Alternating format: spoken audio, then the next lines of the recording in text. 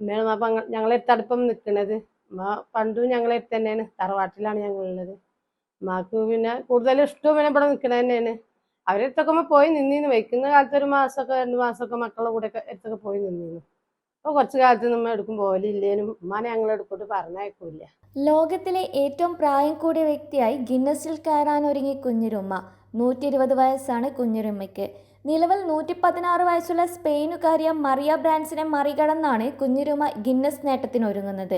മലപ്പുറം വളാഞ്ചേരി പൂക്കാട്ടിരി സ്വദേശിനിയാണ്. കഴിഞ്ഞ ജൂണിലാണ് കുഞ്ഞിരുമ്മയ്ക്ക് 120 വയസ്സ് പൂർത്തിയായത്. വയസ്സ് തെളിയിക്കുന്ന വ്യക്തമായ രേഖയിലും ആധാർ കാർഡിലെ വിവരങ്ങൾ പ്രകാരവും കുഞ്ഞിരുമ്മയ്ക്ക് 120 വയസ്സ് കഴിഞ്ഞു. തന്റെ മൂത്ത മകൻ ജീവിച്ചിരിപ്പുണ്ടെങ്കിൽ 103 വയസ്സ് കഴിയുമായിരുന്നും കുഞ്ഞിരുമ്മ പറഞ്ഞു. 10 വയസ്സുണ്ടാ? 10 വയസ്സുണ്ടോ നിങ്ങക്ക്? 8 വയസ്സ് 9 വയസ്സൊക്കെ ഉണ്ടാവും. അല്ല അപ്പൊ ഓർമ്മ വെക്കണ സമയത്തല്ലേ നിങ്ങൾ പറയണില്ലേ? ആ കുട്ടൊക്കെ ഞങ്ങളോട് പറഞ്ഞു തരുന്നില്ലേ? അതന്നെ. വാപ്പാക്ക് എത്ര കുട്ടികളായിരുന്നു? 3 നിങ്ങളെ വാപ്പാക്കോ? 7 പെണ്ണും 5 ആണും.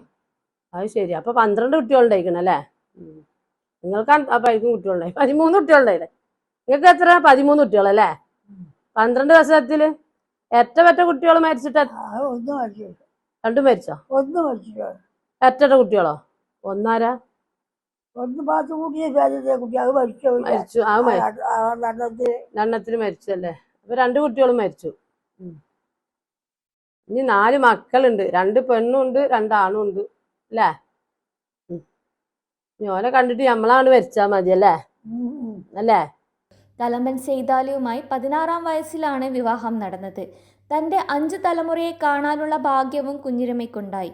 ഏറ്റവും പ്രായം കൂടിയ വ്യക്തിയായി കുഞ്ഞിരുമ്മയെ ഗിന്നസ് റെക്കോർഡിൽ ചേർക്കാനുള്ള ഒരുക്കത്തിലാണ് ബന്ധുക്കളും നാട്ടുകാരും.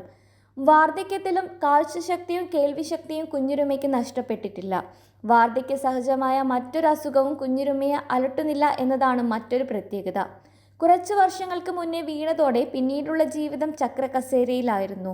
ഓത്തുപള്ളി പോയി പഠിച്ചിട്ടുണ്ടായിരുന്നെന്നും കുട്ടിക്കാലത്ത് നടന്ന ബ്രിട്ടീഷ് വിരുദ്ധ കലാപങ്ങളുടെയും ഖിലാഫത്ത് പ്രസ്ഥാനങ്ങളുടെയും ഓർമ്മകൾ ഇപ്പോഴും മനസ്സിലുണ്ടെന്നും കുഞ്ഞിരുമ്മ പറഞ്ഞു.